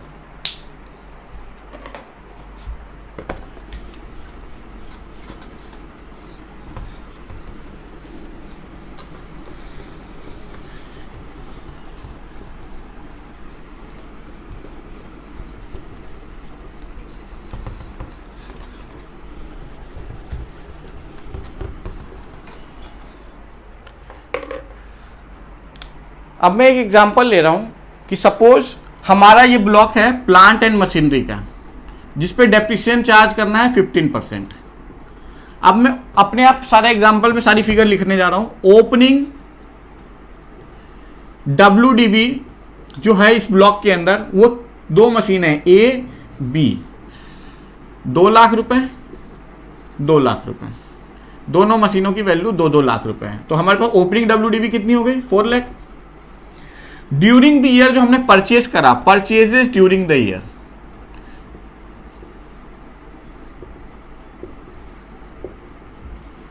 ड्यूरिंग द ईयर जो हमने परचेज करा वो 2 मशीन खरीदी, 3 मशीन खरीदी, सी डी और ई, 3 मशीन खरीदी। अब इसका परचेज डेट देखिए क्या है, ये ओपनिंग WDV क्या है? 1 अप्रैल 2021 पे। ठीक है, परचेज डेट और ये है हमारा पुट टू यूज डेट, दोनों डेट लिखते हैं। हमने परचेज करा 10 अप्रैल 2021 को और पुट टू यूज करा 15 अप्रैल 2021 को। हमने परचेज करा 5 मई 2021 को और पुट टू यूज करा 20 अक्टूबर 2021 को। हमने परचेज करा 30 मार्च 2021 को और हमने पुट टू यूज करा 10 नवंबर 2021 को। अब देखिए और इनकी वैल्यू लिख लेते हैं। सपोज 1 लाख, 2 लाख, 3 लाख, इसको यहां लिख। तो 3 मशीन हमने खरीदा, उसका परचेज डेट है, पुट टू यूज डेट है और अमाउंट है। तो सबसे पहले अमाउंट जोड़ लेते हैं। 32516, 6 लाख रुपीज का हमने परचेज करा है plant and machinery during the year. अब मैंने असेट सोल्ड किया, हमने 2 एसेट बेच दिए। हमने बेचा बी और हमने बेचा डी नहीं सॉरी बी और सी एसेट्स हमने बेच दिया और इसका अमाउंट है, सपोज मैंने बी बेचा, डेट ऑफ सेल जो है ये हमने बेचा 10 अक्टूबर 2021 और इसको बेचा 31 मार्च 2022, 31 मार्च 2022। और यहाँ पे सेल डेट अमाउंट कितना है सेल का? यहाँ हमने बेचा इसको 1 लाख रुपीस का और यहाँ हमने बेचा इसको 3 लाख रुपीस का। तो टोटल हमने कितने का बेच दिया दोनों को? 4 लाख रुपए। ये माइनस ओपनिंग के एसेट परचेज जो करे 3 2 5 1 6 ऐड किया और सेल में हमने 3 और 1 4 लाख रुपए ये माइनस करे, 4 लाख का बिक गया तो हमारी वैल्यू आ गई 6 लाख रुपए की। यहां तक मैंने आपको पहले ही बता दिया था। अब देखिए ये जो 6 लाख की वैल्यू है इसी वैल्यू पे डेप्रिसिएशन लगाना है, तो क्लोजिंग इसको हम कहते हैं WDV फॉर चार्जिंग डेप्रिसिएशन, इसके ऊपर हमें डेप्रिसिएशन चार्ज करना है। और इसमें अब एसेट्स कौन से बचे, तो देखिए ABCDE ये सारे एसेट्स थे, फिर B और C बिका, यानी B बिक गया और C बिक गया, तो हमारे पास एसेट्स कौन से बचे A, D और E। यानी अभी मैं अगर बात करूं तो इस ब्लॉक के अंदर 3 एसेट हैं और वैल्यू है 6 लाख रुपीस। अब मुझे इस पे डेप्रिसिएशन कैलकुलेट करना है कि भाई डेप्रिसिएशन कैसे निकलेगा, हाफ रेट से निकलेगा, फुल रेट से निकलेगा, कैसे निकलेगा। तो आइए देखिए, सबसे पहले मैंने आपको यह बताया था कि ओपनिंग में जो भी एसेट्स होंगे उस पे तो फुल रेट का ही डेप्रिसिएशन लगता है, वो कभी हाफ लग नहीं सकता। तो इसको तो आप भूल जाए कि ये तो फुल रेट वाला है, ये फुल है। जो एसेट सोल्ड होता है उस पर डेप्रिसिएशन निकलता ही नहीं, तो इसमें हाफ का कहां से होगा, ठीक है। तो हाफ का जो भी एसेट होगा वो यहां पे ही होगा। अब हमें ये चेक करना है कि क्या कोई ऐसा एसेट है जिसमें हमें हाफ रेट से डेप्रिसिएशन लगाना है। तो आइए देखिए, अब जब परचेज डेट और पुट टू यूज डेट दोनों डेट गिवन है तो हमारे लिए इंपॉर्टेंट डेट कौन सी होगी, पुट टू यूज डेट। और वहीं से हमें देखेंगे कि क्या ये एसेट 180 दिन से ज्यादा यूज हुआ या नहीं। तो सबसे पहले बात करते हैं सी की। तो देखिए सी वाला जो एसेट था वो खरीदा गया, पुट टू यूज हुआ अप्रैल में, और बाद में ये एसेट सी बिक भी गया। तो जब ये बिक गया तो इसको चेक करने की जरूरत नहीं है, क्योंकि इस पे मैं डेप्रिसिएशन चार्ज नहीं कर पाऊंगा। जो एसेट बिक जाता है उस पे इनकम टैक्स में डेप्रिसिएशन चार्ज नहीं होता, वो देखिए ऑलरेडी माइनस हुआ इसकी वैल्यू। तो सी तो बिक गया ना, तो सी को चेक करने की जरूरत नहीं है। अच्छा बी, अच्छा यहाँ बी भी बिक गया, इसको भी चेक करने की, तो ये तो पहले ही ओपनिंग में था तो इसको मैं वैसे भी चेक नहीं कर रहा था। मुझे तो सी, डी और ई चेक करना था, और मुझे ये पता चल गया कि सी बिका है तो अब इसको चेक करने की जरूरत नहीं है, क्योंकि ये एसेट बिक चुका है। तो इस पे अगर ये हाफ वाला भी होगा तो कोई फर्क नहीं पड़ेगा, ये बिक गया। तो सी को भूल जाओ। अभी देखिए ये दोनों एसेट बचे हुए हैं डी और ई ब्लॉक में, तो मुझे ये चेक करना है डी और ई में से कोई ऐसा एसेट तो नहीं है जो हाफ रेट से डेप्रिसिएट होगा। तो देखिए ये है 20 अक्टूबर 2021 को जो प्लांट एंड मशीनरी डी है वो यूज हो रहा है, पुट टू यूज हो रहा है 20 अक्टूबर 2021। डेज काउंट करते हैं, तो अगर अक्टूबर में बात करें तो कितने दिन यूज हुआ ये, सर ये अक्टूबर में यूज हुआ 31 माइनस 19, 31 माइनस 19। क्यों, क्योंकि 20 तारीख को तो पुट यूज हो गया ना, तो इतने दिन अक्टूबर में यूज हुआ। नवंबर में कितने दिन यूज हुआ ये, नवंबर में यूज हुआ 30 डेज। दिसंबर में कितने दिन यूज हुआ ये हुआ है 31। जनवरी में 31, फरवरी में 28, मार्च में 31।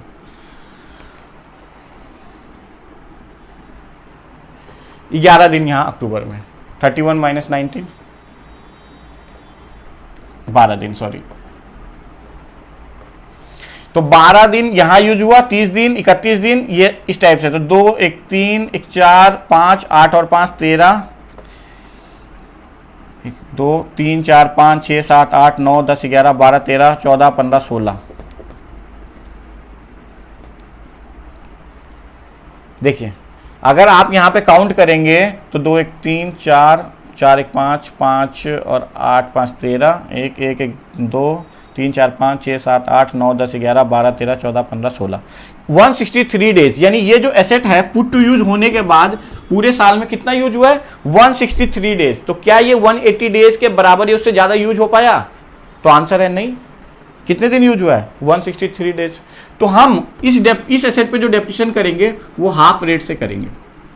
इस एसेट पे जो डेप्रिसिएशन लगेगा वो कितना रेट से लगेगा, हाफ रेट से डेप्रिसिएशन लगेगा।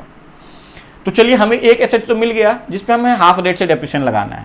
अच्छा दूसरा एसेट ई पॉइंट, देखिए ये भी नवंबर में पुट टू यूज हो रहा है। तो अगर आप देखोगे तो जब ये अक्टूबर में पुट टू यूज हुआ तब 180 दिन यूज नहीं हो पाया, तो ये नवंबर में अगर पुट टू यूज करेंगे तो ये भी कम आएगा, 180 दिन से कम। तो अभी आपको लगेगा कि ये भी हाफ रेट से ही डेप्रिसिएट होना चाहिए। लेकिन अब मैं आपको एक चीज और बताता हूं, आप अगर ध्यान दीजिएगा तो देखिए ये एसेट कब खरीदा गया था, 10 अप्रैल 2021 को, यानी 21-22 में खरीदा गया था। और पुट टू यूज कब हुआ, 15 अप्रैल 2021, यानी 21-22 में ही पुट टू यूज हुआ। जिस साल खरीदा उसी साल पुट टू यूज हुआ। ये वाला एसेट देखिए 21-22 में खरीदा गया, और यहां पे देखिए 21-22 में पुट टू यूज हुआ। ई जो एसेट है वो देखिए कब खरीदा गया, 30 मार्च 2021, यानी ये खरीदा गया 2021 में, 2021 में खरीदा गया। और पुट टू यूज कब हो रहा है, 21-22 में। आइए अब डिस्कस करते हैं इस पॉइंट को। अगर कोई एसेट जिस साल का हमारा क्वेश्चन है उस साल नहीं खरीदा है, जैसे ये क्वेश्चन हमारा है 21-22 का, 21-22 हमारा प्रीवियस ईयर है, प्रीवियस ईयर हमारा है 21-22। तो जिस साल हम क्वेश्चन सॉल्व कर रहे हैं 21-22 का सॉल्व कर रहे हैं, उस साल ये एसेट खरीदा नहीं गया बल्कि पिछले साल में खरीदा गया 2021 में, तब तो सर इसको इसमें लेना ही नहीं चाहिए। देखिए इनकम टैक्स में डेप्रिसिएशन परचेज डेट से नहीं लगता, पुट टू यूज डेट से लगता है। अब देखिए ये पुट टू यूज कब हो रहा है, ये पुट टू यूज हो रहा है 21-22 में। तो जब 20-21 में इसको खरीदा होगा उस समय इस पर कोई डेप्रिसिएशन चार्ज नहीं किया गया होगा। क्यों? क्योंकि ये एसेट 20-21 में पुट टू यूज हुआ ही नहीं। तो अगर कोई एसेट जिस साल खरीदते हैं उस साल में पुट टू यूज नहीं करते और उसके नेक्स्ट ईयर में हम पुट टू यूज कर देते हैं, जैसे इसमें हुआ कि 20-21 में खरीदा, पुट टू यूज नहीं हो पाया, 21-22 में पुट टू यूज हुआ, तो उस केस में डेप्रिसिएशन हमेशा हम जब पुट टू यूज करेंगे तभी चार्ज करेंगे। यानी हमारा जो डेप्रिसिएशन इस एसेट पे लगेगा, ई पे जो डेप्रिसिएशन लगेगा कौन से साल में लगेगा, 20-21 में लगेगा, 21-22 में। तो आंसर है 21-22 में इस पे डेप्रिसिएशन लगेगा। परचेज डेट के हिसाब से हम डेप्रिसिएशन चार्ज नहीं करते, हम पुट टू यूज डेट के हिसाब से डेप्रिसिएशन चार्ज करते हैं। तो ये परचेज हुआ 20-21 में, लेकिन पुट टू यूज हो रहा है 21-22 में। डेप्रिसिएशन कौन से ईयर में लगेगा, 20-21 में लगेगा या 21-22 में लगेगा, 21-22 में लगेगा। और अब अगर मैं 21-22 में इसका कैलकुलेट करूं कि भाई कितने दिन पुट टू यूज हुआ है, तो ये 180 दिन से कम आएगा।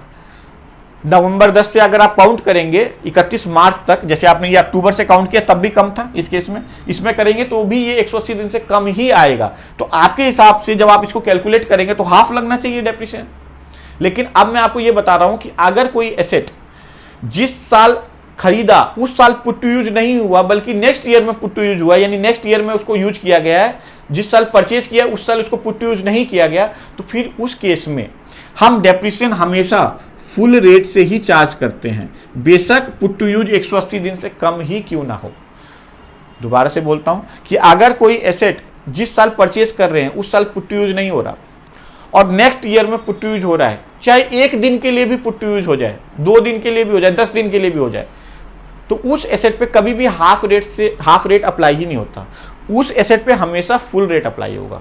कौन सा एसेट, जो खरीदा गया है किसी साल में और पुट टू यूज हो रहा है नेक्स्ट ईयर में, यानी दूसरे साल में। यानी परचेज ईयर और put to use year same नहीं है।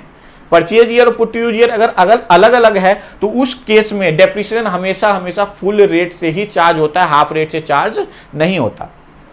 बाकी सब जगह अगर परचेज और put to use same year में, परचेज भी सेम ईयर में, पुट टू यूज भी उसी ईयर में, परचेज जिस ईयर में उसी ईयर में पुट टू यूज है, तो उस केस में आपको काउंट करना है 180 दिन है या नहीं है। अगर 180 दिन या उससे ज्यादा है तो फुल रेट, और अगर 180 दिन से कम है तो हाफ रेट। सिर्फ ये है एक्सेप्शन जो ये कहता है कि अगर परचेज हुआ और पुट टू यूज हुआ नेक्स्ट ईयर में, परचेज जिस साल हुआ उस साल पुट टू यूज हुआ ही नहीं और नेक्स्ट ईयर में पुट टू यूज हुआ है, तो उस केस में आपको 180 डेज काउंट करने की जरूरत नहीं है। उस एसेट पे हमेशा फुल रेट से ही डेप्रिसिएशन लगेगा। तो अभी तो मैंने बोला था परचेज डेट इतना इंपॉर्टेंट नहीं है, लेकिन अब आपको पता चल गया कि पुट टू यूज डेट तो इंपॉर्टेंट है ही, लेकिन परचेज डेट भी इंपॉर्टेंट है, क्योंकि हमें यह देखना होता है कि क्या परचेज और put to use same year में हुआ या नहीं। अगर सेम ईयर में हुआ तो नॉर्मल प्रोविजन, और अगर परचेज हुआ है पिछले साल और पुट टू यूज हो रहा है जिस साल में हम क्वेश्चन कर रहे हैं उस साल में, तो भैया इसको इसी साल डेप्रिशिएट हो पाएगा पुट टू यूज के हिसाब से। तो लेकिन इस केस में 180 डेज काउंट मत करना, सीधा फुल रेट से इसको डेप्रिशिएट कर देना। तो अब जब मैंने ये पूरा परचेज को स्टडी किया तो पता चला प्लांट सी तो बिक गया और प्लांट डी हमारा हाफ रेट से डेप्रिशिएट होगा, और प्लांट ई वैसे तो लग रहा था हाफ रेट से डेप्रिशिएट होगा, लेकिन जब हमने इसका परचेज डेट देखा तो पता चला परचेज डेट तो पिछले साल की है और पुट टू यूज डेट है हमारा जिस साल का हम क्वेश्चन कर रहे हैं उस साल का, यानी 21-22 का। तो इस केस में फुल रेट ही अप्लाई होता है, हाफ अप्लाई ही नहीं होता। रूल ये कहता है हाफ कब अप्लाई होगा, जब परचेज और पुट टू यूज दोनों एक ही साल में हो तब 180 दिन काउंट करना है, और अगर परचेज पिछले साल में हुआ और put to use next year में हुआ तो फिर 180 दिन काउंट नहीं करना है। उस केस में हम सीधा और सीधा फुल रेट से ही डेप्रिसिएशन लगा देंगे। तो इस केस में फुल रेट से डेप्रिसिएशन लगेगा। अब पूरे क्वेश्चन को स्टडी करने के बाद हमें सिर्फ ये पता चला कि एक एसेट ऐसा है डी जो कि हाफ रेट वाला है, बाकी सारे जगह फुल रेट से अप्लाई होगा डेप्रिसिएशन। तो ये जो 6 लाख रुपए है जिस पे हमें डेप्रिसिएशन लगाना है, अब मुझे इसको ब्रेक करना पड़ेगा। डेप्रिसिएशन लगाने के लिए ब्रेक करना पड़ेगा, हाँ, क्योंकि एक एसेट ऐसा है जो कि है एसेट डी, जो कि हाफ रेट से डेप्रिशिएट होगा और बाकी बचा हुआ सारा का सारा एसेट फुल रेट से डेप्रिशिएट होगा। अच्छा ठीक है, तो मैंने बोला बताओ डी जो हाफ रेट से डेप्रिशिएट होगा उसकी वैल्यू कितनी है, तो आपने देखा यहां पे इसकी वैल्यू है डी की कितनी, 2 लाख रुपए। तो हमारा सबसे पहला काम क्या होता है कि जो भी इस वैल्यू में से जितनी भी वैल्यू हाफ रेट वाली एसेट की है उसको हम अलग कर लेते हैं। यानी सबसे पहले मैं 2 लाख रुपए अलग करूंगा 6 लाख में से। क्यों अलग किया, क्योंकि इस वैल्यू पे मुझे हाफ रेट से डेप्रिसिएशन लगाना है, और हाफ रेट से डेप्रिसिएशन मतलब 15% का आधा कितना होगा, 7.5%। और बचे हुए बैलेंस पे बचा कितना, 6 लाख में से 2 लाख यहां हट गया तो बचा 4 लाख रुपए। तो ये 4 लाख रुपए के ऊपर मुझे फुल रेट यानी 15% का डेप्रिसिएशन लगाना है। जो भी वैल्यू आएगी आप यहां इसको लिख लीजिए, दोनों को टोटल कर लीजिए, और फिर टोटल करके जब आप इसको माइनस करेंगे तो ये आपका आ जाएगा क्लोजिंग WDV।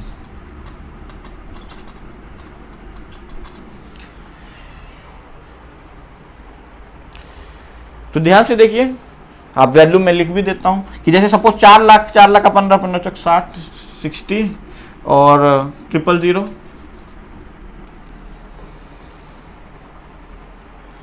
और यहां पे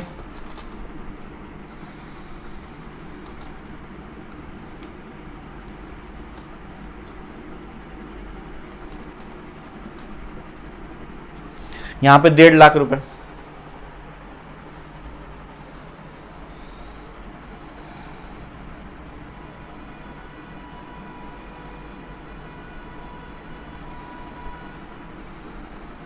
₹15,000।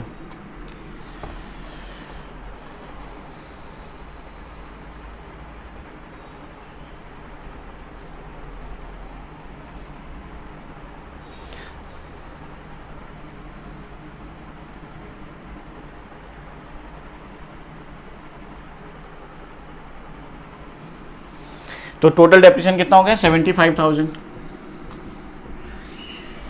6 लाख में 75,000 माइनस कर देंगे तो 5,25,000। ये हमारी क्लोजिंग WDV आ गई, ये हमारी क्लोजिंग WDV आ गई। तो इस तरीके से डेप्रिसिएशन चार्ज किया जाता है इनकम टैक्स में। तो ये तरीका है डेप्रिसिएशन निकालने का। आपने देखा कि सबसे पहले हमने क्वेश्चन को सॉल्व किया, ओपनिंग लिखा, परचेजेस जोड़े, सेल्स माइनस किया, और फिर उस पूरे क्वेश्चन में सर्च किया कि हाफ रेट का एसेट कहां है। हाफ रेट वाले एसेट को हमने आइडेंटिफाई किया, ढूंढा, और उसके बाद जो हमारी ये वैल्यू थी 6 लाख में से सबसे पहले हाफ रेट वाली वैल्यू को हमने अलग किया, और जो भी बैलेंस बच गया हाफ रेट वाली वैल्यू को अलग करने के बाद उस पर फुल रेट अप्लाई कर दिया। ये तरीका है हमारा डेप्रिसिएशन निकालने का, कैलकुलेट करने का। तो आई थिंक आपको ये समझ में आ गया हो। अब मैं एग्जाम्पल को थोड़ा सा चेंज करता हूं, एक एग्जाम्पल और लेते हैं।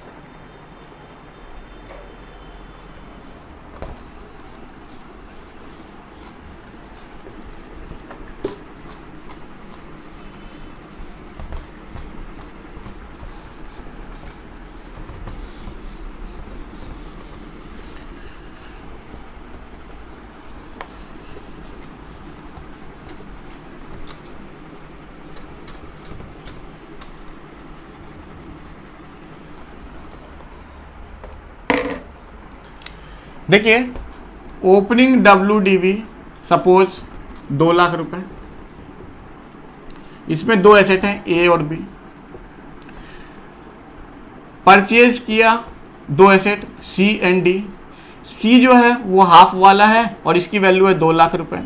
D है फुल वाला और इसकी वैल्यू है 1 लाख रुपए। तो 3 लाख रुपए परचेजेस में जोड़ दिए। सेल्स हमने किया A एंड B। सेल्स हमने किया A और B, और ये सेल की जो वैल्यू है A और B को जो हमने बेचा वो ज्यादा वैल्यू पे बिक गई, और ये हमने बेच दिया सपोज 4 लाख रुपए में दोनों एसेट्स। तो अब मेरे पास वैल्यू कितनी बची, 1 लाख रुपीज।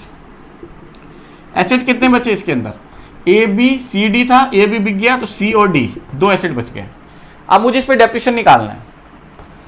तो देखिए सबसे पहले हमें यही ढूंढना होगा, हमारा काम क्या है डेप्रिसिएशन निकालने से पहले। डेप्रिसिएशन यहां तक पहुंचने के बाद हमारा काम होता है कि एसेट में इस पूरे ब्लॉक के अंदर कोई हाफ रेट का एसेट है तो उसको ढूंढो। तो हमने तो यहां पे बोल ही दिया कि सी हाफ रेट का है, तो सबसे पहले हमें ये पता चल गया कि सी हाफ रेट वाला है, बाकी सारे फुल वाले हैं। तो हमें इस वैल्यू में से हाफ रेट वाले एसेट की वैल्यू को अलग करना है। आप सपोज सी की वैल्यू मैंने कितनी लिखी है 2 लाख, तो 2 लाख रुपए मुझे अलग करने होंगे। क्या मेरे पास 2 लाख रुपए बचा है? नहीं, मेरे पास अमाउंट कितना बचा हुआ है 1 लाख। तो ये पूरा का पूरा 1 लाख जो है वो हाफ रेट से ही डेप्रिशिएट हो जाएगा। यानी यहां पे जो डेप्रिशिएशन लगेगा वो लगेगा 1 लाख के ऊपर 7.5%। सपोज प्लांट एंड मशीनरी वाला ब्लॉक है तो 7500 रुपए का डेप्रिशिएशन लग जाएगा बस।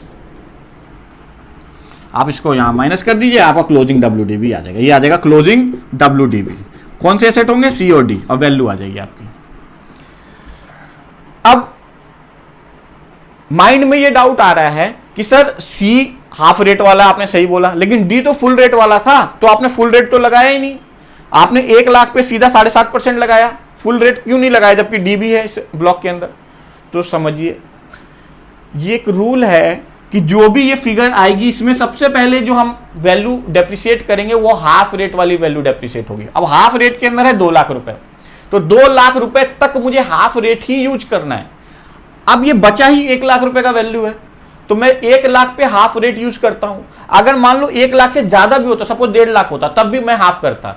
अगर मान लो यहां पे वैल्यू होती 2 लाख रुपए, तब भी मैं हाफ ही करता। लेकिन अगर वैल्यू होती 2,50,000 रुपए या 2,10,000 रुपए, तो उस केस में मैं 2 लाख तक हाफ रेट यूज करता और बचे हुए 50,000 रुपए फुल रेट यानी 15% यूज करता। समझ में आया? एक एग्जांपल लोड करें, चेंज करें इसको। चलिए सपोज ये जो 4 लाख रुपए मैं लिख रहा हूं कि 4 लाख में नहीं बिका, ये बिका 2 लाख रुपए में, तो अब यहां पे वैल्यू कितनी बचेगी? 3 लाख, 3 लाख। अब जो मैं डेप्रिसिएशन कैलकुलेट करूंगा वो देखिए कैसे होगा। इस 3 लाख में से मैं हाफ रेट वाले एसेट की वैल्यू को अलग करूंगा। हाफ रेट वाले एसेट की वैल्यू कितनी है? 2 लाख रुपीस, 2 लाख रुपए है, तो 2 लाख को मैंने अलग करा 3 लाख में से, बचा कितना? 1 लाख। 2 लाख पे लगाऊंगा 7.5% का डेप्रिसिएशन और 1 लाख पे लगाऊंगा 15% का डेप्रिसिएशन। तो ये जो वैल्यू है, इस वैल्यू से पहले आपको हाफ रेट वाली वैल्यू को अलग करना पड़ेगा, और अगर उसके बाद वैल्यू बचा तो फुल रेट का डेप्रिसिएशन चार्ज होगा। अगर वो वैल्यू बचा ही नहीं तो फिर फुल रेट का डेप्रिसिएशन चार्ज होगा ही नहीं। तो समझ रहे हो ना, कितनी बार कंफ्यूजन आ जाती है माइंड में कि एसेट तो फुल रेट वाला है लेकिन डेप्रिसिएशन नहीं लग रहा। क्यों नहीं लग रहा फुल रेट से डेप्रिसिएशन? क्योंकि जो वैल्यू बची है ब्लॉक की वो इतना कम बचा है कि हाफ रेट वाला ही डेप्रिसिएशन पूरा नहीं पड़ रहा, तो फुल रेट कहां से चार्ज करें? तो ब्लॉक में दोनों एसेट रहते हैं, लेकिन डेप्रिसिएशन कैसे लगता है? सबसे पहले हम प्रायोरिटी देते हैं हाफ रेट वाली वैल्यू पे डेप्रिसिएशन लगा के, उसके बाद अगर वैल्यू बच गई, ब्लॉक की वैल्यू इतनी है तो फिर हम फुल रेट लगाते हैं। ठीक है, चलिए अब सपोज इसकी क्वेश्चन में एक और चेंज करते हैं कि यहां पे ए और बी नहीं बिका, यहां पे सी और बी बिक रहा है। सी और बी, अगर सी और बी बिकेगा तो अमाउंट तो इतना ही है 3 to 5, 5 में से 2 गया 3। लेकिन अब यहां पे एसेट्स कौन से बचेंगे? एसेट यहां बचेगा, अब ध्यान से देखिए, ए बी सी डी, बिक कौन से गया? सी और बी। तो ए बी बिक गया, सी बिक गया, ए और डी, ए और डी बचे। अब देखिए हमें ये देखना है कि क्या इसमें हाफ रेट का कोई एसेट बचा हुआ है। तो देखिए ए जो है ये भी फुल रेट वाला है क्योंकि ये ओपनिंग में था, और जो डी है ये भी फुल रेट वाला है। तो सर एक एसेट तो था हाफ रेट वाला सी, भाई वो तो बिक गया ना, सी तो बिक गया, यानी हाफ रेट वाला एसेट बिक गया, और जो बिक जाता है उस पर तो डेप्रिसिएशन में लगाता ही नहीं हूं। तो जो एसेट बचे हुए हैं क्या वो हाफ रेट वाले हैं? नहीं, ए भी फुल वाला है, डी भी फुल वाला है, तो दोनों ही फुल वाले हैं। तो इस 3 लाख के ऊपर जो मैं डेप्रिसिएशन लगाऊंगा वो डेप्रिसिएशन लगेगा फुल रेट से, यानी 3 लाख का 15%, 45,000। Closing WDV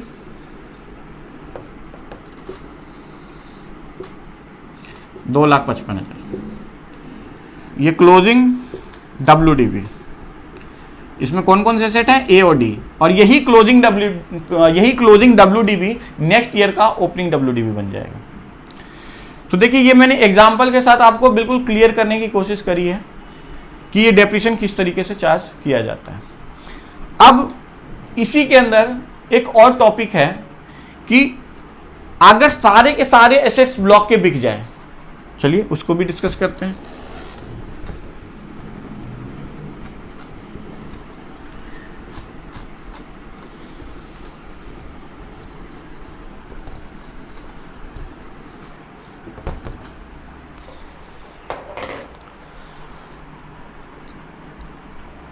suppose opening WDV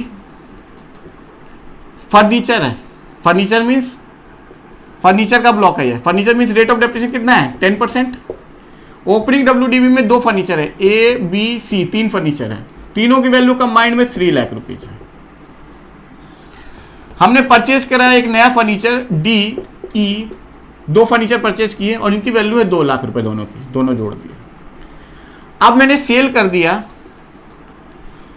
सारे के सारे फर्नीचर सेल कर दिए, A B C D E सारे बेच दिए, सारे बेच दिए और बेच दिए हमने 6 लाख रुपीज का, 6 लाख रुपए का बेच दिया।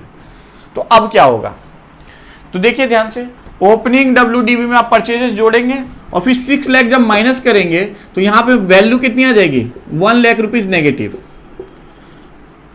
और यहां पे ब्लॉक में एसेट कौन सा बचेगा, कोई भी एसेट नहीं, सारे बिक गए। तो ध्यान से समझिए कि जब ब्लॉक के सारे एसेट्स बिक जाते हैं ना तो ब्लॉक ही खत्म हो जाता है, यानी block does not exist. Block इस केस में क्या है, ब्लॉक डज नॉट एग्जिस्ट, यानी ब्लॉक ही नहीं है, ब्लॉक ही नहीं है। तो जब ब्लॉक ही नहीं है तो उस केस में डेप्रिसिएशन निकलना बंद हो जाता है। जब ब्लॉक खत्म तो डेप्रिसिएशन निकलना बंद हो जाएगा, यानी यहां पे अब डेप्रिसिएशन नहीं कैलकुलेट, नो डेप्रिसिएशन। इस केस में डेप्रिसिएशन कैलकुलेट ही नहीं होगा, क्यों, क्योंकि ब्लॉक है ही नहीं। Block cease to exist, does not exist बोलिए या सीज टू EXIST एग्जिस्ट, यानी ब्लॉक नहीं बचा। जब ब्लॉक नहीं बचा क्योंकि सारे एसेट बिक गए ब्लॉक के, तो उस केस में डेप्रिसिएशन कैलकुलेट नहीं होता। तो फिर क्या होगा उस केस में, उस केस में कैपिटल गेन कैलकुलेट होगा। कैपिटल गेन, हाँ जी, और ये कैपिटल गेन आप इस तरीके से नहीं करेंगे फिर कैलकुलेट। अगर ब्लॉक के सारे एसेट बिक जाए ना तो कैपिटल गेन कैलकुलेट होता है, ना कि डेप्रिसिएशन, क्योंकि सारे एसेट बिक गए तो ब्लॉक ही खत्म हो गया। और जब ब्लॉक खत्म हो गया तो आप गेन और लॉस निकालो। तो गेन और लॉस अब इस क्वेश्चन में कैसे निकलेगा, तो सेल प्राइस कितनी है, सेल प्राइस है 6 लाख रुपीज की। अब ब्लॉक की कॉस्ट कितनी थी, ब्लॉक की कॉस्ट लिखिए, ओपनिंग प्लस परचेजेस दोनों को जोड़ के लिख दीजिए, 3 और 2 5। जब आप 6 लाख में से 5 लाख माइनस करेंगे तो बचेगा 1 लाख। ये 1 लाख आपका क्या है, गेन। 5 लाख रुपए की चीज आपने 6 लाख रुपए में बेच दी, तो ये क्या आ गया, गेन। और इस गेन का नाम रखेंगे हम शॉर्ट टर्म कैपिटल गेन। इसको हम क्या बोलेंगे, शॉर्ट टर्म कैपिटल गेन। तो जब भी डेप्रिसिएबल एसेट के केस में गेन और लॉस निकलता है, वो always short term capital gain या फिर शॉर्ट टर्म कैपिटल लॉस निकलता है। डेप्रिसिएबल एसेट यानी जिस एसेट पे डेप्रिसिएशन लगता है, उन एसेट्स पे जब भी गेन या लॉस कैलकुलेट किया जाता है इनकम टैक्स में, तो वो always short term capital gain या फिर शॉर्ट टर्म कैपिटल लॉस होगा। तो जब सारे एसेट्स ब्लॉक के बिक जाएं तो उस केस में डेप्रिसिएशन लगना बंद हो जाता है, डेप्रिसिएशन कैलकुलेट होना बंद हो जाता है। उसका रीजन क्या है, क्योंकि ब्लॉक ही खत्म हो गया तो डेप्रिसिएशन नहीं लगेगा। अभी आपको लग रहा है कि यहां पे वैल्यू नेगेटिव आ गई इसीलिए डेप्रिसिएशन नहीं निकल पाया, नहीं, ऐसा नहीं है। अगर वैल्यू पॉजिटिव भी होती तो भी मैं नहीं निकालता। चलिए एग्जांपल चेंज कर देते हैं। सपोज ये 6 लाख का नहीं बिका, ये बिका है 3 लाख रुपीज का, 3 लाख का। तो अब बैलेंस कितना आ जाएगा, 3 to 5 में से 3 के 2, लो भाई पॉजिटिव बैलेंस आ गया आपका, यानी 2 लाख रुपीज का बैलेंस है। लेकिन ब्लॉक में एसेट्स कौन से बचे, कोई भी एसेट नहीं बचे। तो जब ब्लॉक में कोई भी एसेट ना बचे तो ये नहीं देखना कि ब्लॉक की वैल्यू पॉजिटिव है या नेगेटिव है। जब सारे एसेट बिक जाते हैं तो डेप्रिसिएशन नहीं निकलता, तो फिर क्या निकलता है, कैपिटल गेन। कैसा capital gain, short term capital gain. अब इस केस में अगर मैं कैलकुलेट करूं, जैसे 3 लाख का ओपनिंग था, 2 लाख का आपने परचेज करा और सारे एसेट 3 लाख के बेच दिए, तो अब इस केस में अगर मैं कैलकुलेट करूं तो कैसे कैलकुलेट होगा, सेल वैल्यू कितनी है 3 लाख, ब्लॉक की वैल्यू कितनी है 5 लाख, क्या आ गया लॉस कितने का 2 लाख का। तो ये 2 लाख रुपए का जो आया इसको हम कहेंगे शॉर्ट टर्म कैपिटल लॉस। ये 2 लाख रुपए जो हमारा आया ये क्या कहलाएगा, शॉर्ट टर्म कैपिटल लॉस। तो आपने एक चीज और समझ ली कि अगर ब्लॉक के सारे ही एसेट्स सेल कर दिए जाएं तो उस केस में फिर डेप्रिसिएशन कैलकुलेट नहीं होता। उस केस में हम कैपिटल गेन निकालते हैं। अब वो गेन भी हो सकता है और लॉस भी। एक केस और है कि ब्लॉक के सारे एसेट्स तो नहीं बेचे, जैसे अभी मैंने लिखा था ए बी सी डी ई। अभी देखिए एक केस मैंने आपको क्या कहा, जब all the assets of the block are sold, जब ब्लॉक के सारे एसेट्स बिक जाए तो उस केस में क्या होता है, डेप्रिसिएशन नहीं निकलता और शॉर्ट टर्म कैपिटल गेन या फिर शॉर्ट टर्म कैपिटल लॉस निकलता है। डेप्रिसिएशन नहीं निकलेगा क्योंकि ब्लॉक खत्म तो गेन और लॉस निकलेगा, डेप्रिसिएशन नहीं निकलेगा जब सारे एसेट बेच देंगे। तो दूसरा केस और बनता है। दूसरा केस क्या है कि सारे एसेट्स नहीं बिके। दूसरा केस क्या है कि सारे एसेट्स नहीं बिके। मान लो सपोज मैं इस ब्लॉक में सिर्फ ए बी सी डी ही बेचता, 4 ही एसेट बेचता, 4 एसेट्स ही बेचता और इन चारों एसेट्स को मैं बेच देता सपोज 6 लाख रुपीस का, 6 लाख रुपए का बेच देता। तो अब क्या होगा, तो चलिए मैं इसको थोड़ा सा क्लीन कर देता हूं यहां पे।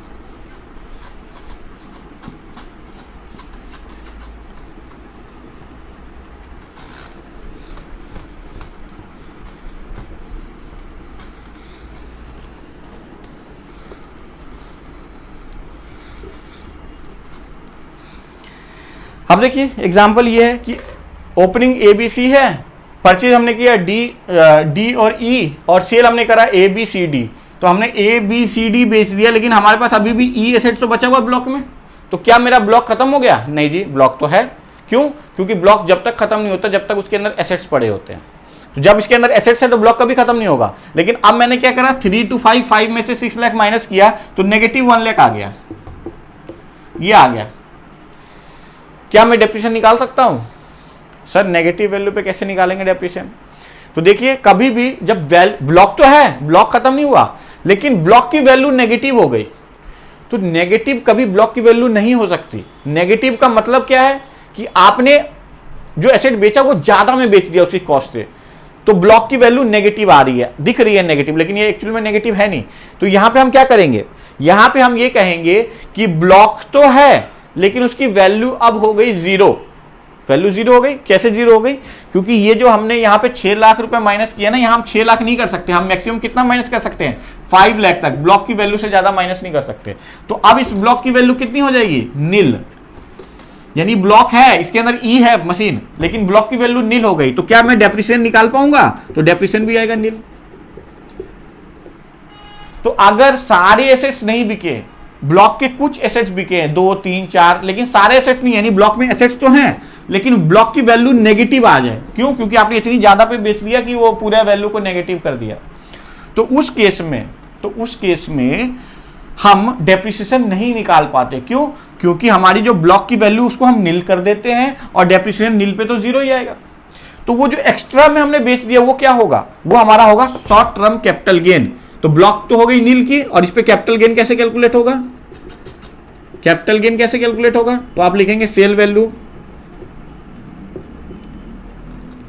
6 लाख रुपीस का हमने बेचा था और ब्लॉक की वैल्यू कितनी है? 5 लाख रुपीस। बचा जो 1 लाख रुपए है, ये हमारा कहलाएगा शॉर्ट टर्म कैपिटल गेन।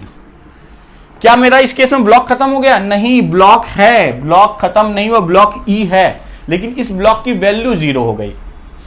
अब यही ब्लॉक नेक्स्ट ईयर 0 वैल्यू से जाएगा और अगले साल अगर कोई एसेट परचेज किया जाएगा इसी ब्लॉक का तो इसमें ऐड कर देंगे। समझ रहे? तो ये वैल्यू अगले साल ट्रांसफर होगी, उसमें हम लिखेंगे furniture 10% opening WDV machinery furniture ई वैल्यू 0। अब सपोज अगले साल आपने कोई फर्नीचर परचेज कर लिया तो उस ब्लॉक में ऐड हो जाएगा। तो इस तरीके से ब्लॉक तो ट्रांसफर होगा, लेकिन इसकी वैल्यू कितनी मान के ट्रांसफर करेंगे नेक्स्ट ईयर? नील। और जो एक्स्ट्रा आपने ज्यादा में बेच लिया वो 1 लाख रुपए, वो क्या होगा? Short term capital gain. क्या आपको ये समझ में आया?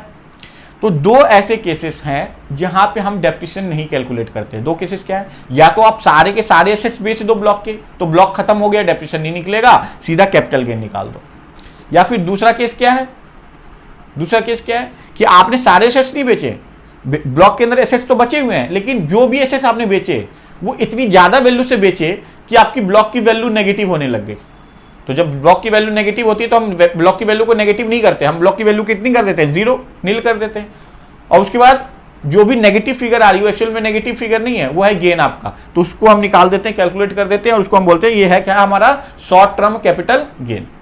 तो ये दो ऐसे केसेस हैं जहां पे डेप्रिसिएशन नहीं निकलता, एक जब सारे एसेट्स बिक जाए, या फिर दूसरा कि ब्लॉक के कुछ एसेट्स बिके हैं, यानी ब्लॉक में एसेट्स तो हैं लेकिन जो भी एसेट्स बिके हैं वो बहुत ज्यादा पैसे ज्यादा अमाउंट पे बिक गया, तो हमारा ब्लॉक का जो अमाउंट है जिसपे हम डेप्रिसिएशन चार्ज करते हैं वो नेगेटिव बनने लग गया। तो उस केस में हम ब्लॉक की वैल्यू को नेगेटिव से बचाने के लिए हम उसको करते हैं नील, और बाकी जितना भी अमाउंट नेगेटिव बन रहा है एक्चुअल में वो गेन है, तो उस पर हम कैलकुलेट करते हैं और उतना ही अमाउंट हम शॉर्ट टर्म कैपिटल गेन निकाल देते हैं। तो ये हमने डेप्रिसिएशन ऑलमोस्ट कंप्लीट कर लिया, यानी हमने इसमें डेप्रिसिएशन में ब्लॉक बनाना सीखा, फिर हमने डेप्रिसिएशन के रेट समझे, हमने ये समझा कि जितने भी हम डेप्रिसिएशन चार्ज करते हैं वो WDV मेथड्स फॉलो होते हैं, उसके लिए हमें ओपनिंग WDV लेना होता है, फिर उसमें परचेजेस ऐड करते हैं, सेल्स माइनस करते हैं, जो वैल्यू आती है उसको हम कहते हैं ब्लॉक की वैल्यू, उसी अमाउंट पे हम डेप्रिसिएशन लगाते हैं। लेकिन जब भी डेप्रिसिएशन चार्ज करते हैं उससे पहले हमें ये भी देखना होता है कि ब्लॉक में एसेट्स हैं या नहीं है। अगर मान लीजिए सारे एसेट्स ब्लॉक के बिक जाए फिर भी वैल्यू है, तो उस केस में हम उसको सारे एसेट बिक गए तो डेप्रिसिएशन नहीं लगा पाएंगे, और उस पर जो भी वैल्यू बची है पॉजिटिव या नेगेटिव वो या तो होगा शॉर्ट टर्म कैपिटल गेन या होगा शॉर्ट टर्म कैपिटल लॉस। सारे एसेट्स नहीं बिके, कुछ एसेट्स बिके ब्लॉक में, यानी एसेट्स तो हैं लेकिन इतनी ज्यादा वैल्यू पे बेच दिए कि ब्लॉक का जो बैलेंस है वो नेगेटिव आ रहा है, तो उस केस में भी हम ब्लॉक की वैल्यू को नील कर देते हैं, एसेट्स को रखते हैं उसी ब्लॉक में, लेकिन जो ब्लॉक की क्लोजिंग WDV वो हो जाएगा नील। ये जो है क्लोजिंग WDV कितनी हो जाएगी, नील। उसके बाद जो बचा हुआ है उस पर हम कैपिटल गेन निकाल देंगे, जो भी नेगेटिव फिगर है वो हमारा कैपिटल गेन माना जाएगा। तो ये सब कुछ हमने सीख लिया। हाफ रेट पर कब डेप्रिसिएट होता है, अगर कोई एसेट परचेज हुआ है पिछले साल में, नेक्स्ट ईयर में पुट टू यूज कर रहे हैं तो उस पर हमेशा फुल रेट का डेप्रिसिएशन लगता है, ये हमने सीख लिया। जो हमारा 180 डेज का काउंट होता है वो पुट टू यूज डेट से काउंट किया जाता है। अगर put to use date given नहीं है तो परचेज डेट को ही put to use date assume कर लिया जाता है। ये सारी बातें हमने सीख ली। तो फ्रेंड्स, आज की इस वीडियो में हमने ऑलमोस्ट डेप्रिसिएशन के ईच एंड एवरी एस्पेक्ट को टच किया, उसको कवर किया, और मैं उम्मीद करता हूं कि आपको अच्छे से सारी चीजें समझ में आ गई हो। फिर भी अगर आपके कुछ डाउट है तो आप हमें कमेंट करके पूछ सकते हैं, मैं पूरी कोशिश करूंगा उसका आंसर करने का। आज के लिए इतना ही, मिलते हैं नेक्स्ट वीडियो में किसी और टॉपिक के साथ। Thank you very much.